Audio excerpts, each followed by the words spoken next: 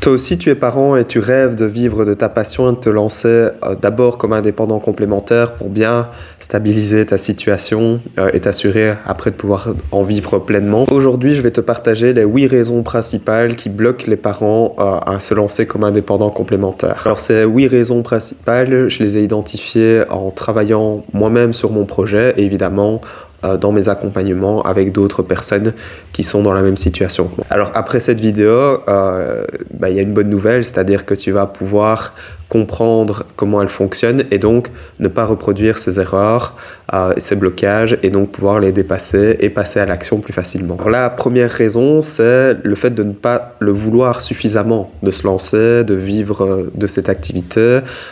Et donc là, ça peut venir du fait que la vie actuelle, à l'heure actuelle, était déjà suffisamment confortable, suffisamment agréable et donc ce n'est pas cette idée de lancer ton projet, de vivre de ta passion n'est peut-être pas suffisamment fort pour vouloir passer à l'action et te lancer comme indépendant complémentaire. Alors moi, ce que j'invite toujours à faire dans ces cas-là, c'est de se poser une seule question, c'est pourquoi est-ce que tu veux te lancer, pourquoi est-ce que tu as cette idée, pourquoi est-ce que tu veux vivre de ta passion, quelle est la raison sous-jacente, est-ce que c'est pour te prouver quelque chose à toi-même, prouver quelque chose à ton entourage, pour trouver un meilleur équilibre vie privée, vie professionnelle, pour avoir une liberté financière, pour tout ça ou d'autres choses à la fois.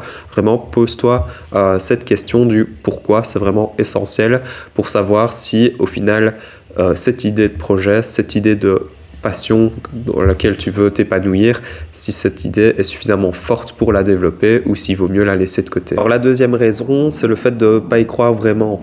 C'est de se dire, au final, lancer un projet et vivre petit à petit de ma passion et peut-être un jour lancer ça à titre principal et en vivre totalement, c'est impossible en fait. Et donc ça aussi, c'est un gros blocage de se dire que si le résultat final ne sera pas là et si déjà en amont on se dit qu'il ne sera pas là, alors pourquoi le faire au début, à quoi ça sert? Alors le fait de ne pas y croire vraiment, c'est souvent de se dire ok, mais qu'est-ce que je veux atteindre? Il y a souvent un flou à ce niveau-là, de se dire j'y crois pas, ça va pas fonctionner, etc. Je vais pas atteindre ce que je veux, etc.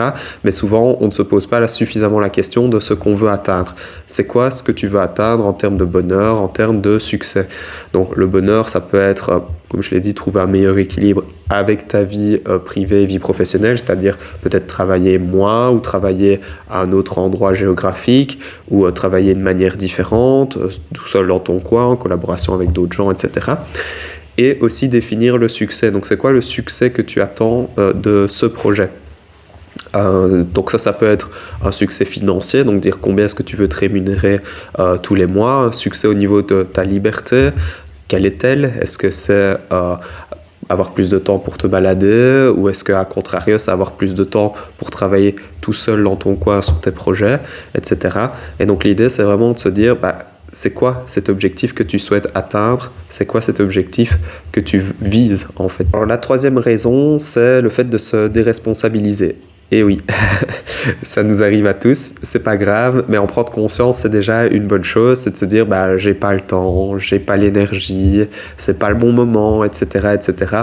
Toutes ces remarques, je me les suis faites aussi, et quelque part c'est pas grave, mais le fait est que quand on a ce genre de réflexion, on ne passe pas à l'action, on procrastine, on perd de l'énergie, on perd de la motivation et donc au final le projet ne se développera jamais. Alors la solution par rapport à ça, c'est de ne pas envisager ton projet comme étant une montagne à franchir, mais plutôt de voir les premières étapes à franchir pour développer ton projet.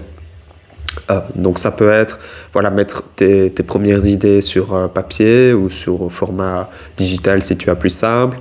Ça peut être, si tu as plus simple, d'être en contact avec les gens, c'est créer tes réseaux sociaux professionnels et commencer à échanger. Ça peut être plein d'autres choses. Et l'idée, c'est de se dire, ce serait quoi les premières étapes pour développer le projet petit à petit. La quatrième raison, c'est le fait de regarder dans son passé, de se dire, j'ai jamais réussi, ça a toujours échoué, donc je n'y arriverai pas. Pourquoi est-ce que ça marcherait cette fois-ci? Alors ça peut être tes expériences personnelles ou ça peut être tes expériences dans ta famille, dans tes amis ou même ce que tu entends à la radio, la télé, que sais-je. Vraiment regarder dans le passé, dire ça n'a pas fonctionné, donc ça ne fonctionnera pas pour moi à l'heure actuelle. Il faut dire, c'est que les échecs, que ce soit tes propres échecs ou les échecs des autres personnes, ça reste un échec à partir du moment où tu abandonnes. Ça devient plutôt une marge de progression, un apprentissage si tu te relèves, tu apprends et tu continues, tu persévères. En fait, c'est ce qu'on appelle la résilience, c'est le fait de se relever malgré les obstacles, malgré les difficultés. Et donc c'est clair que si tu as déjà essayé par le passé et que ça n'a pas fonctionné et que tu t'arrêtes là, ça restera à tout jamais un échec. Par contre, si tu réessayes, évidemment pas en faisant les mêmes erreurs, sinon c'est refaire le même échec, voilà, ça va à nouveau échouer.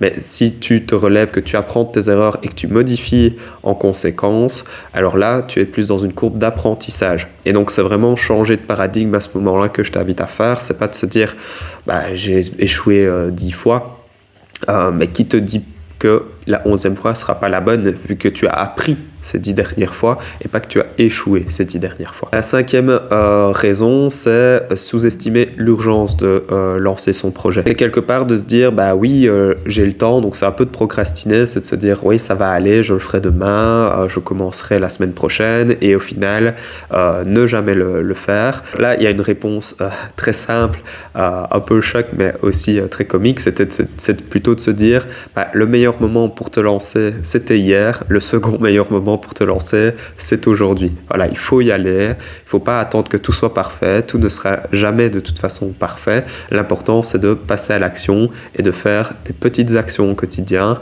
pour développer ton projet. La 6e raison, c'est d'accepter les écarts, c'est-à-dire, voilà, je me suis engagé à faire quelque chose dans un temps imparti et au final, c'est pas trop grave si je ne m'y tiens pas, si y a quelque chose qui, voilà, je fais autre chose à la place, c'est pas très grave. Le danger avec ça, c'est que quand ça arrive une fois, si c'est pour des raisons qui ne t'appartiennent pas, c'est tout à fait compréhensible, mais quand ça arrive plusieurs fois et que ça commence à devenir un peu des excuses que tu te répètes pour procrastiner, etc., au final, tu vas retomber dans des travers qui vont faire que tu n'auras plus la motivation et l'énergie nécessaires pour reprendre le train en marche. Et donc, au final, ça va finir par capoter. La solution par rapport à ça, c'est de t'engager envers toi-même à travailler tous les jours sur ton projet un petit peu.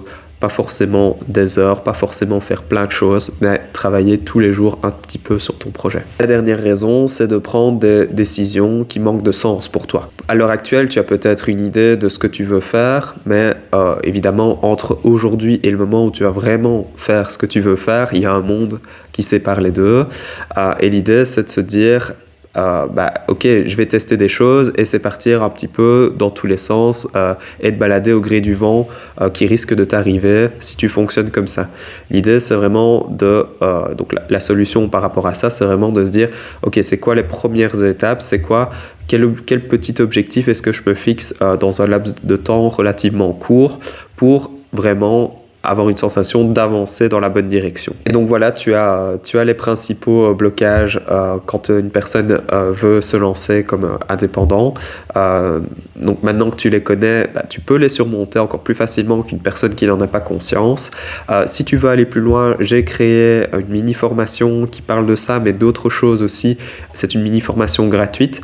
Tout ce que tu as à faire, c'est d'aller sur mon site internet leprojetdunevie.com et de t'inscrire à la newsletter.